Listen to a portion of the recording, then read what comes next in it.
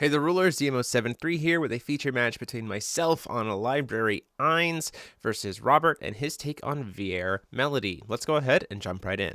This session brought to you by Odyssey Games for pre-orders and sealed product, TCG Prime for tons of singles and supplies, Cardo Doko for international rulers looking for products, and fowlibrary.com for articles and wonderful deck lists, as well as our guest lecturer members King Pearlshine, Vite Ramen, Mognite, and Darren Noblock. Class is in session. So as we get shuffled up here, just want to again remind you that Odyssey Games is currently taking pre-orders on Clash of the Star Trees. You can go ahead and get that pre-orders down in the link in the description. We just have boxes available, not kits, but you'll still want to pick those up because of the insane Memoria reprints that are going to be in every single box. Well worth your time. So this Eins, the library list, is kind of a blending of the list that was piloted by JPK and Lars from over in Germany, plus some of my own text from the build that Brandon Bremont and I were working on, and then Vier is obviously doing melody stuff.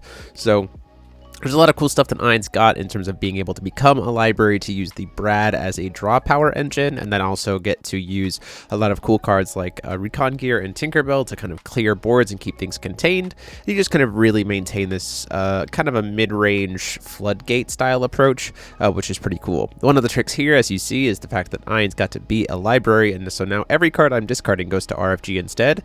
So something like Dark Alice discarding 2 Brads gets me a lot of value off of it. Calling Stone here. At the end of the turn, these 2 Brads are going to come back into my hand. We're going to go ahead and play a Pierre, the Godspeed Archer. This is an addition from JPK and Lars to be able to pop additions really well. Kind of the same turn they come into play. Helps against opposing libraries, helps against institutes, helps against, the things like Wall, or well, when Wall was around, but also, any of the cocoons that come into play, right out the gate. Robert trying to get some extra Magic Stones of Rain so his stuff doesn't get canceled. Thankfully, in this deck, he's not going to really deal with any cancels. The deck used to be running things like Conflict of Body and Soul, but it is no longer playing the conflicts.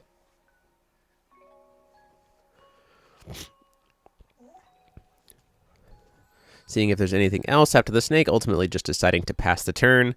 So we're going to go ahead and use our filter to play an addition from our side, which is the Gatekeeper of Velsivaria. This is another excellent card that gets to serve as a nice threat as the game goes on, and also a way to kind of make use of those Brads as draw power pieces.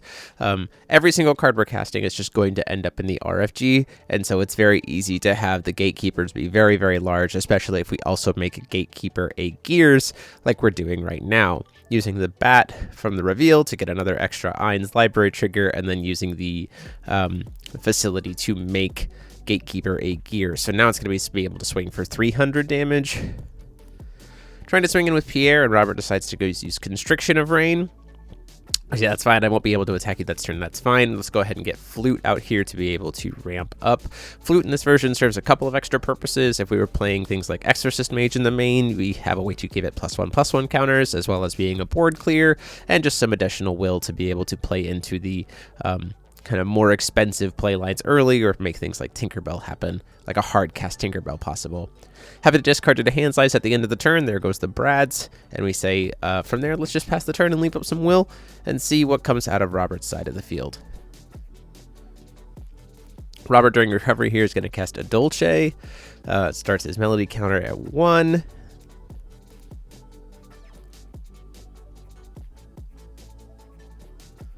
Gets to see kind of what those top cards are and kind of sculpt some stuff, and keeping in mind he does have Coin as well as Serpent, Sunchild to be able to produce an extra will. So a lot of will available on Robert's side to go into Melody. And again, he's playing against a deck that doesn't play a lot of cancels, so pretty sure just going to get to go in and kind of do whatever cycling pieces he wants.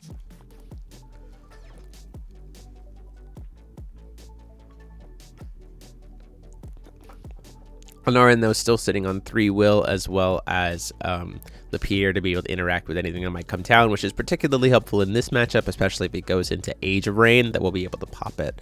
Robert going in for a Paradise Lost here. Gets to go search for any water card that he wants.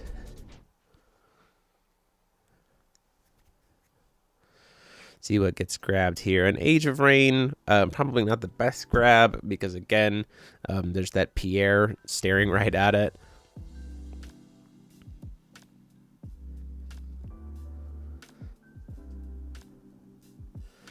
starts to go to grab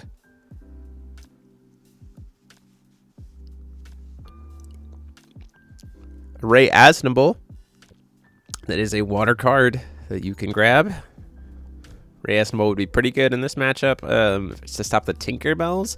It's not super great against the Recon Gears, though, because if Ray Asnable's on the field, I can just flash in a Recon Gears for free, and then it doesn't have the enter effect that forces me to banish it.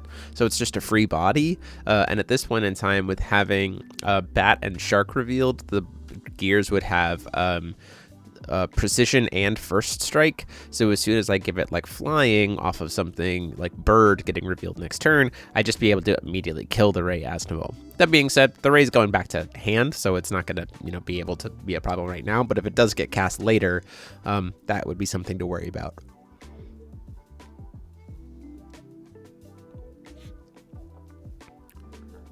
Seeing if Robert has anything else.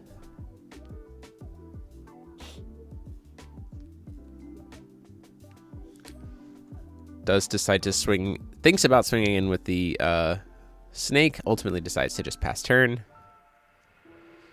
We're going to let those two Brads come back to hand, and then after that, before the end of turn stuff, we're going to go ahead and discard 3 cards to Gatekeeper to refill our hand here. So we have a second Gatekeeper out. And then we're going to attempt to Goddard Raymond at the end of turn. It says we're trying to get aggressive here. We're saying, hey, like, we don't want you to have Melody, so we're going to try to stop it. Robert using Child of Eclipse to stop that, now that he has 3 stones. Raymond does get to, stay in hand because it's pay 1 white reveal. So when the Godsart gets canceled, it just stays in my hand, which isn't bad.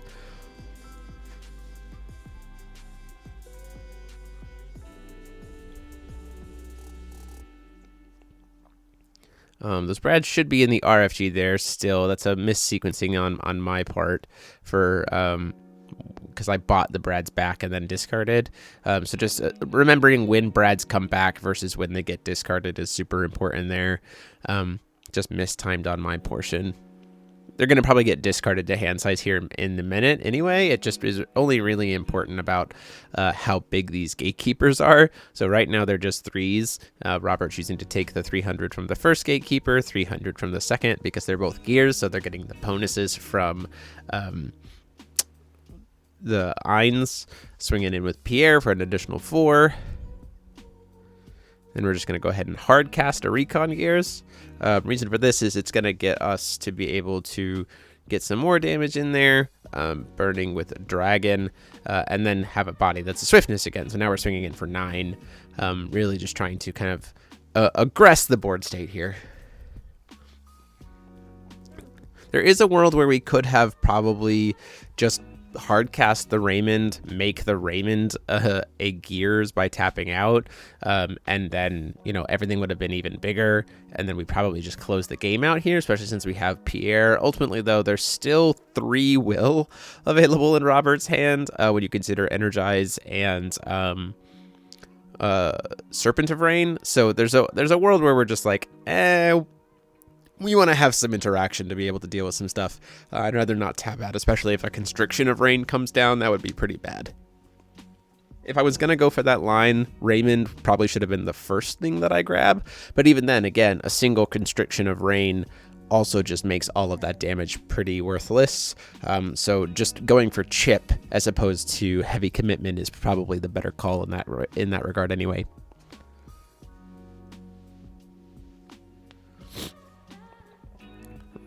Robert trying to think about exactly what line to go here next.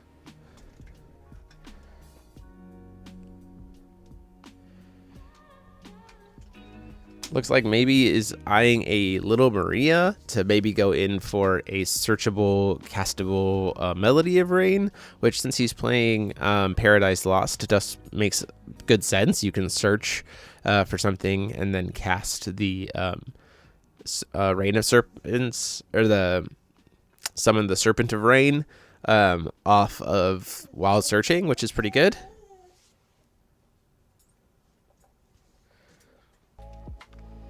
We're going to go ahead and say, in response to the enter effect, we're going to try to go ahead and flash in a Recon Gears.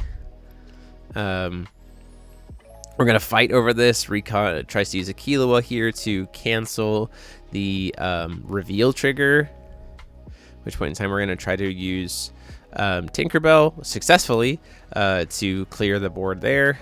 Get to reveal a bird. This is on my turn. We're casting in the recon gears to just try to clear the board and go in. Move to recovery.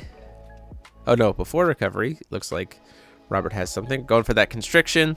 So do have that -10 to the attack of everything. So at this point in time, not going to hit for a lot of damage, but we are going to get to play for just 1 white Pharesia, the Virtuous Vampire. We have a 5 hero in the form of Pierre, so it only costs us 1 green, which is great. We can filter into it with a facility.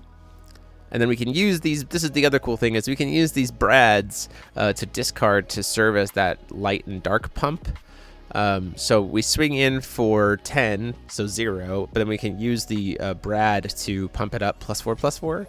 So it's at least getting in for 400, and then do it again. Go down to try to take Robert down to 800.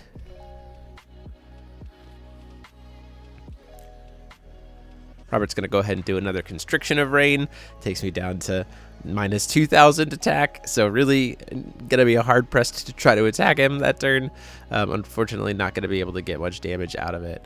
So just going to let the Brads come back to my hand and then have to discard one of them to hand size. Reign of Serpent's going to come down here. Just has 1, so we'll be able to cycle a little bit. And then, so technically with casting Reign of Serpents on my turn, I haven't moved to discard to hand size yet. That's why you see me pick the Brad back up. And I say Reign of Serpents is fine. So then before discarding to hand size, we're going to go ahead and discard the Brad to Pharesia instead to serve as a darkness card, thus giving the Reign of Serpents -4 defense and killing it, mainly to get rid of any like flexible value that Robert would get going into his turn.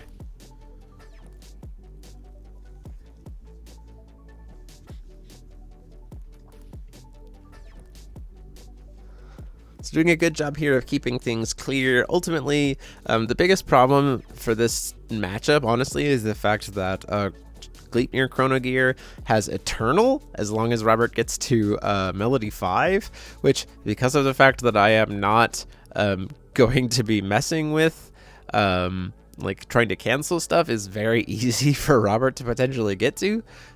So we do see this Dissonance of Rain come down. In response, we're going to go ahead and pay the life to flash in a Raymond, and this is just to give our whole board +2/+2 and Eternal, and then Raymond will stick around, which is nice.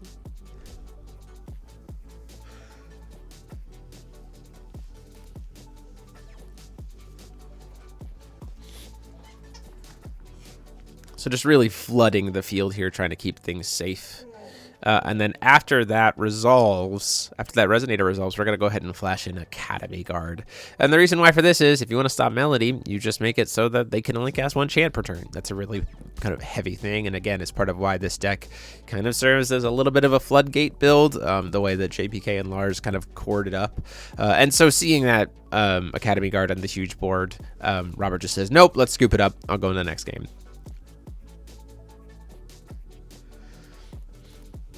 The version that was being played by JPK and Lars and Sasha at Worlds. Congrats to Sasha and JPK for top 8ing, and then Lars for taking 10th at Worlds, was playing Academy Guards. It was playing Academy Guards sideboarded, but it was playing Exorcist Mage's mainboarded.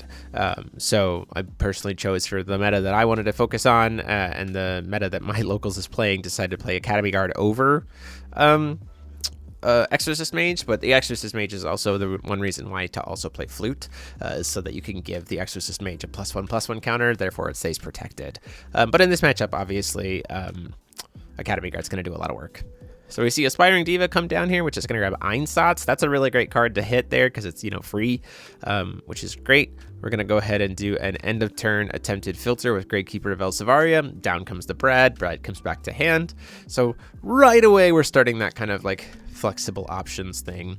Reveal Great Dimension Library. So now Eins is a library. We can use Facility to recover the Eins and then use the library effect. So essentially getting to draw 2 cards for turn there, and still getting to call Stone because of Facility. Being able to keep the Facility on board is huge in this matchup, and just in general for the Eins deck. The amount of value you can get from just drawing and drawing and drawing and card selection is pretty intense.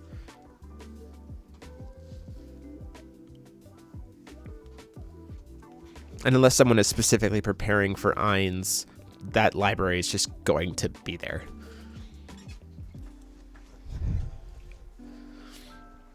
We saw that Einsatz come down. Like I said, Robert working on a lot of will going into turn 2.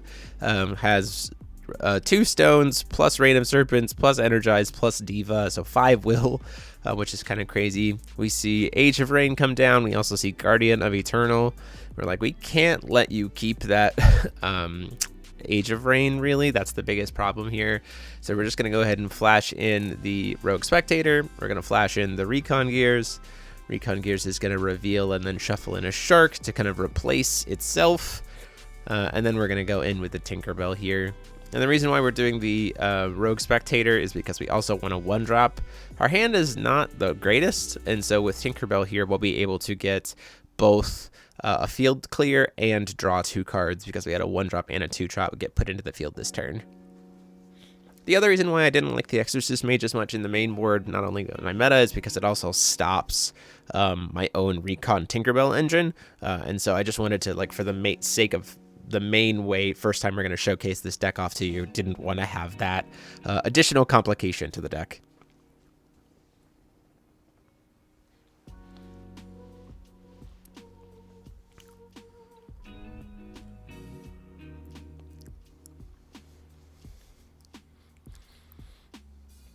If you're wondering why the match is moving fast, it's because it's on 1.5 speed, or I think 1.25 speed, just to kind of get through this in a time that you can see everything, because we were also talking a lot about ABC format and everything else while we were playing. We started playing it for our first time at Locals, had an absolute blast with it, but it was causing some slow play to be happening while we were recording, and I didn't want to pass that on to you. So if we sometimes are moving a little quick there, you know why. Ultimately, just going into a pretty aggressive turn here just to get some chip damage out of the way. Brads are going to come back. We are going to start being at a world where we need to leave up Pharesia as our barrier blocker, because we don't want to just get absolutely clapped by the Reign of Gleipnir. We want to have something with barriers so that we have something to be able to block Gleipnir. But having both Library plus some Brads in hand plus Pharesia certainly gives us some advantage. Although Pharesia can't do anything to a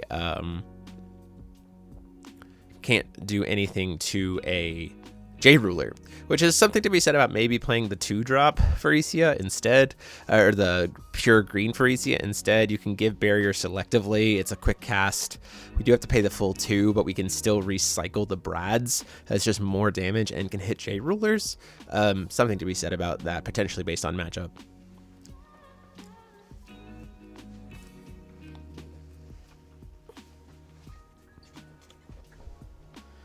So we're under Einsatz for the turn.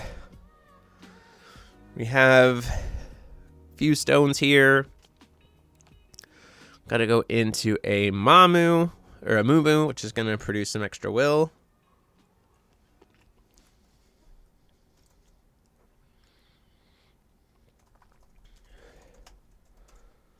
So getting to continue the kind of cycling here.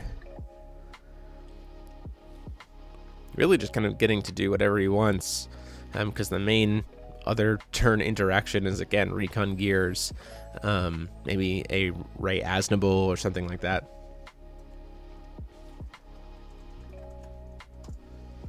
But not really much against these Chain of Spells unless I see another Academy Guard.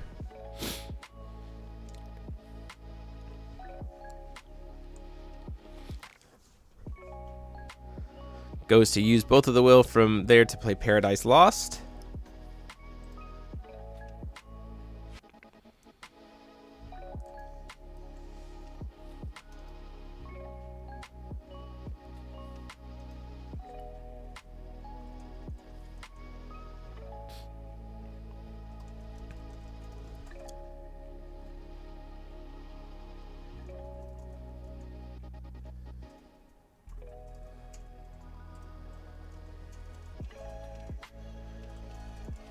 Grabbing goes to grab, that's the bounce spell, but I do believe that Robert just gets it mixed up here when we cast this to recover a stone. I think he just got the artwork mixed up and meant to grab Sonic Siren instead, because that is not what that effect is that he just did. So just a little bit confused about which one to grab.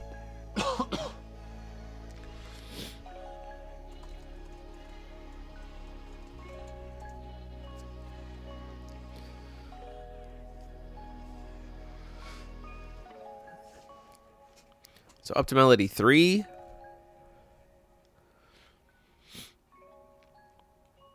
Goes for a Constriction of Rain, which would be Melody 4, which would apply that neg 10 to the whole board, which is not what we wanted to see.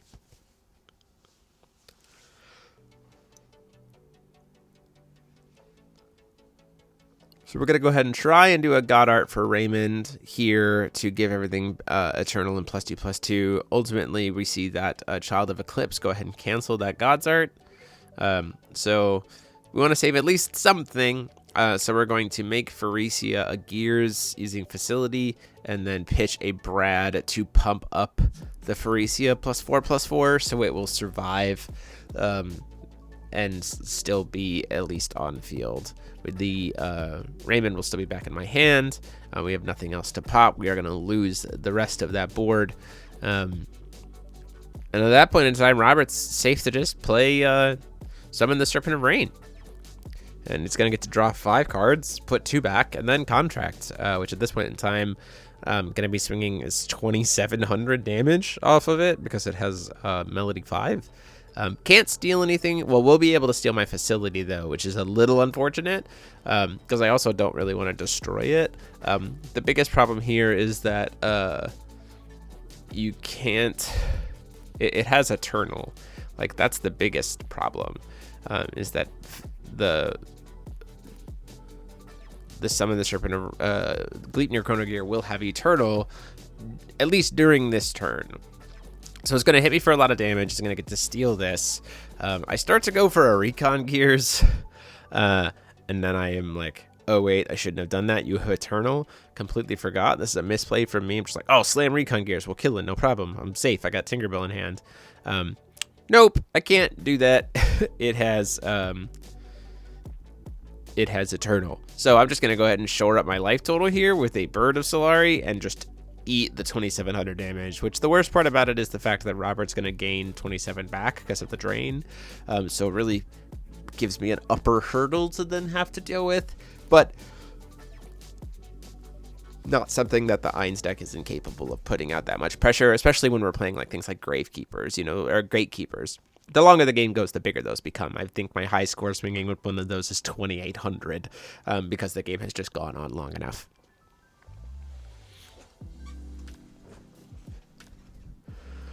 So swings in, have to decide whether or not I want to pitch the Pharesia or not. Ultimately just choosing to take the damage, saying, you know, it is what it is. We'll just accept it. End of turn, the Brad comes back to hand, and now we have to try to answer the,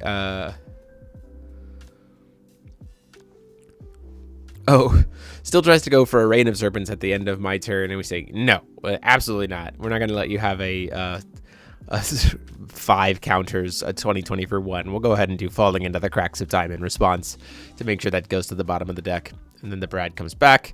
Now we have to try to deal with this 7/7, which our Pharesia is bigger than, which is helpful. Currently our Pharesia is a 9/9. So we can answer it, which is great. But, you know, a single cast of something does mean that there's a world where it gets just straight killed or stat negged into oblivion or something like that.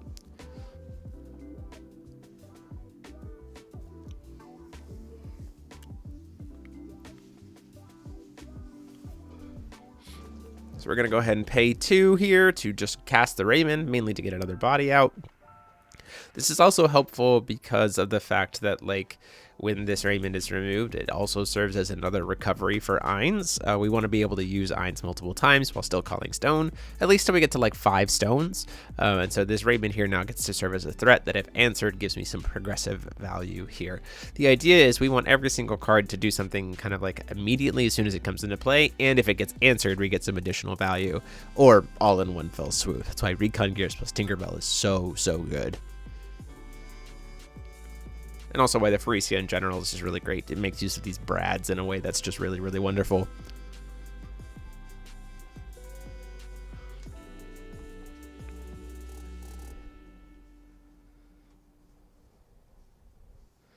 Using the Pharesia to try to go in at the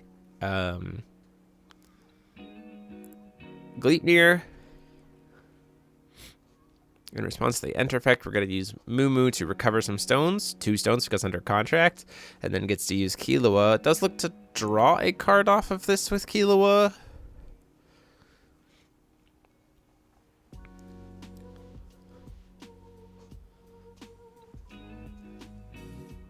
And then just chooses to accepts the death.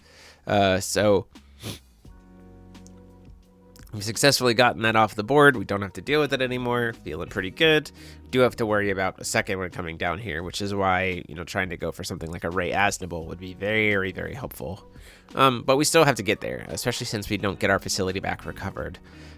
It was tapped when it was stolen, so it stayed tapped back on Robert's turn. It didn't get untapped going to my turn, and when I stole it back, it just stays tapped.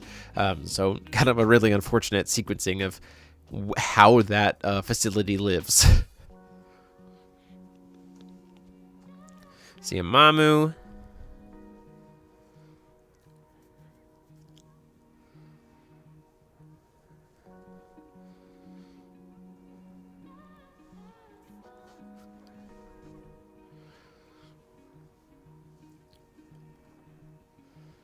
Then we have a another Gatekeeper coming down. I can filter it into it this turn, which is nice. And like I said, so many cards are RFG'd because we've been playing cards that we're going to start making, these swings are going to be pretty relevant. Gonna need to reveal Bird and regain some life, which is nice. It now means all of my gears can fly. At this point, no time, probably going to save my facility for trying to just recover Eins more than anything else. Just gonna go ahead and hard slam a Ray Asnable here, just to say I don't want to deal with any more enter effects. I don't want to deal with you stealing my stuff anymore. That was a pain. And I want another thing with Barrier that I can make big, which is great because I can make Ray Asnable, Gears, and then kind of have some pretty good aggro going on there. We see Little Maria in response to her enter effect, or she doesn't even get an enter effect. She's just there. So we're gonna go. Oh no. He cast Little Maria in response to the Ray Asnable so that the effect would still trigger, and we're under Little Maria. Get to swing in with Pharesia in the air for 10, swing in with the Gatekeeper for 1, 2, 3, 4, 5, 6, 7, 8, 9, 10, which is pretty great. Seeing if that's going to get swung. Thinks about blocking it with the Mamu, ultimately decides to take the damage. And then before damage, we're going to go ahead and use Pharesia's effect to give a +4/+4 and a -4/-4. So hitting it for, oh, it must have been only 9 cards. So hitting for a grand total of 14 damage there.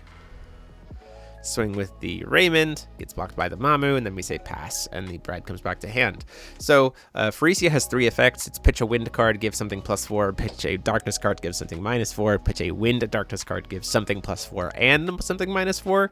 Brad can count as a wind darkness card because of his ability. So gets to serve that role, helping to boost up, and then serves as a card on the RFG for Gatekeeper, which is great.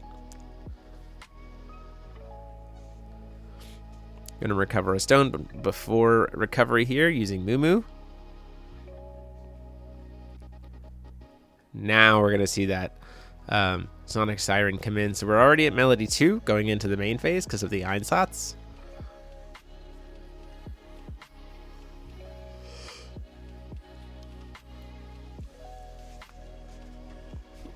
We are at a little bit of a scary point life total wise. If we get up to Melody 5, I'm just going to be swinging in for 2,700, which puts me at 2. which is not good. Thankfully, we'll be able to keep our facility and everything, but is a problem. This is certainly a matchup where a Rain of Comets would feel very, very good. We are only playing, I think, 2 of those main boarded, or they might just be sideboarded.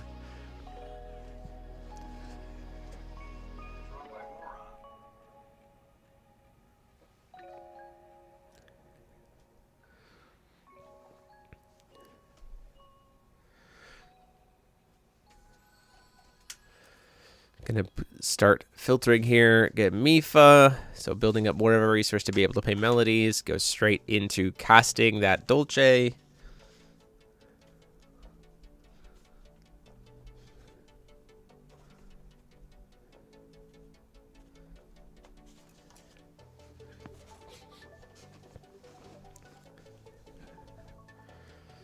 And then probably going into another Rain of Serpents this turn if he could help it. Aspiring Diva certainly helps here as well, getting to dig a little bit deeper, trying to find another song that is not a same card, and that will certainly help, being able to bounce stuff and being able to banish the Aspiring Diva right away to make extra will as well. Has a lot of advantages here.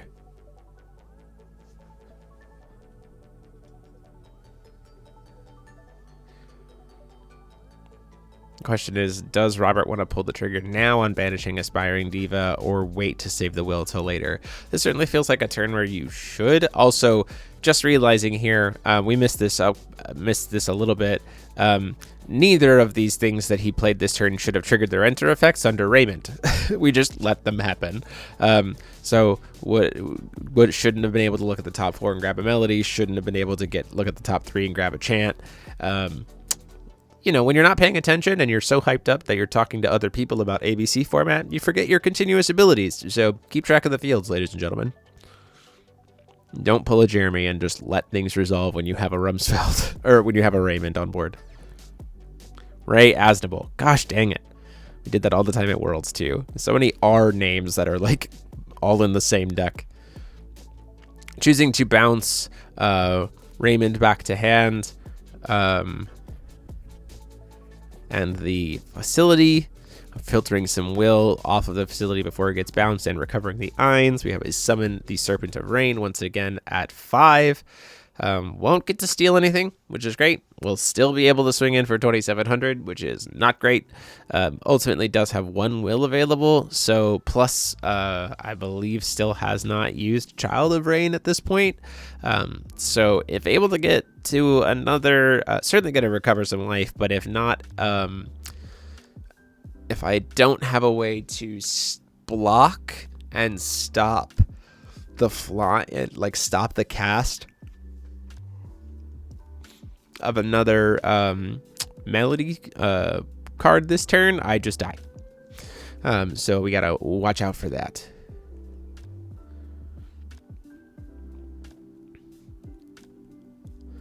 So we'll see what's gonna come down the pike.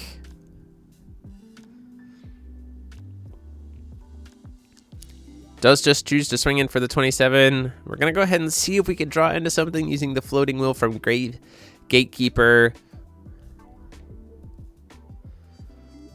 Ultimately also forgot to draw the 1 card and recover the Eins from the Raymond leaving the field, which is my fault as well.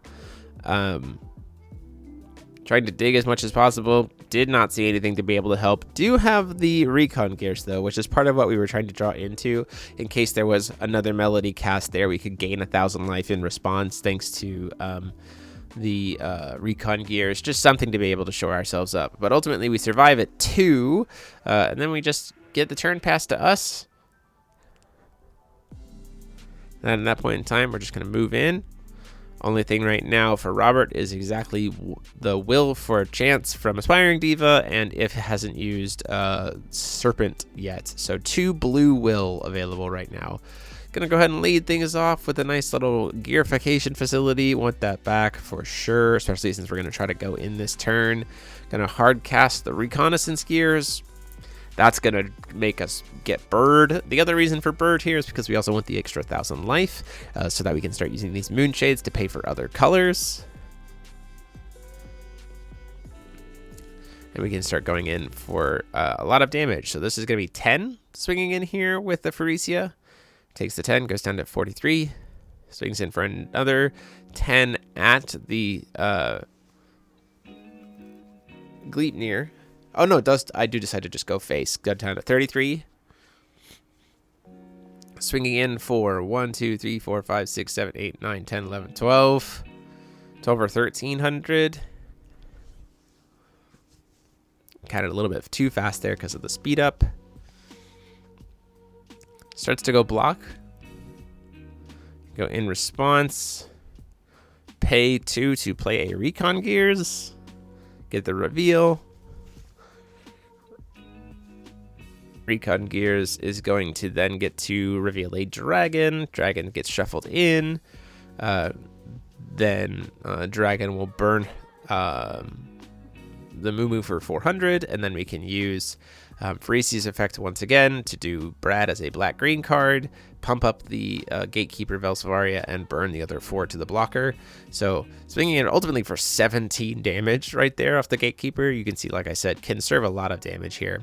Going for 10 in the air with the Recon Gear. Takes Robert down to 6, unless there's any kind of block or response.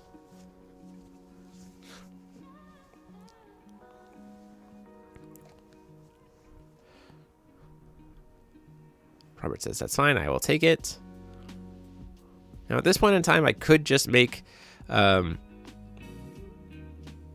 of my 2 Resonators a Gears and just fly in over, but ultimately, oh no, I just do that with Gatekeeper. I go, we're going to move into combat, and then before declaration of blocks, we're just going to make Gatekeeper a flyer using Facility and say, please answer it, or if not, you die.